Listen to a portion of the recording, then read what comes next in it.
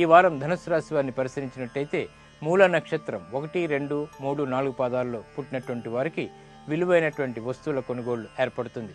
బంగారం, వెండి వంటి నగల్ని అవలీలగా చేజిక్కించుకోగలుగుతారు. వృత్తిపరమైనటువంటి విభేదాల నుంచి దూరం కాగలుగుతారు. వ్యాపార రంగం వారికి కూడా బాగా అనుకూలిస్తుంది. సాఫ్ట్వేర్ రంగం వారికి ఆశించినటువంటి ప్రయోజనాలు పొందగలుగుతారు. వైద్య రంగం వారికి అనుకూలిస్తుంది.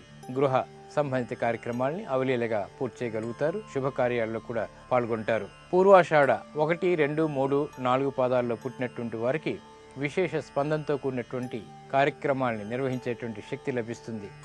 సన్మానాలు జరుగుతాయి. వ్యవహారికంగా కూడా నెగ్గుకు రాగలుగుతారు. వివాహ సంబంధిత కార్యక్రమాలు అవలీలగా పూర్తి చేయగలుగుతారు. స్థిరాస్తి కొనుగోలు వంటివి కూడా ఏర్పడతాయి. ఉత్తరాషాఢ 1వ పాదంలో జన్మించేటువంటి వారికి ఆర్థిక పరమైనటువంటి అంశాలు బాగా కలిసి వస్తాయి. కష్టపడి ప్రతి పనిలోనూ కూడా విజయాన్ని చేజిక్కించుకోగలుగుతారు. ఇక ఈ వారం మీ ప్రతికూల గ్రహాలను కనుక పరిశీలించినట్టయితే రవి గ్రహం ప్రతికూలతను కలిగిస్తుంది. ఈ ప్రతికూలతా దోష నివృత్తికై చేపట్టేటువంటి కార్యక్రమాలు పరిశీలించినట్టయితే సూర్య నమస్కారాలు ఇందుకు బాగా ఉపకరిస్తాయి. ఇక అన్నదానం ఈ వారం మీరు చేయగలిగితే అఖండమైనటువంటి ఆనంద ప్రాప్తి ఏర్పడుతుంది. ఐశ్వర్య ప్రాప్తి కూడా ఏర్పడుతుంది. ఇక ఈ వారం మీరు చేపట్టవలసినటువంటి ముఖ్యమైనటువంటి కార్యాలను పరిశీలించినట్టయితే నూతన గృహ ప్రయత్నాలు బాగా లాభిస్తాయి. ఆశించినటువంటి ప్రయోజనాల్ని దగ్గర చేస్తాయి.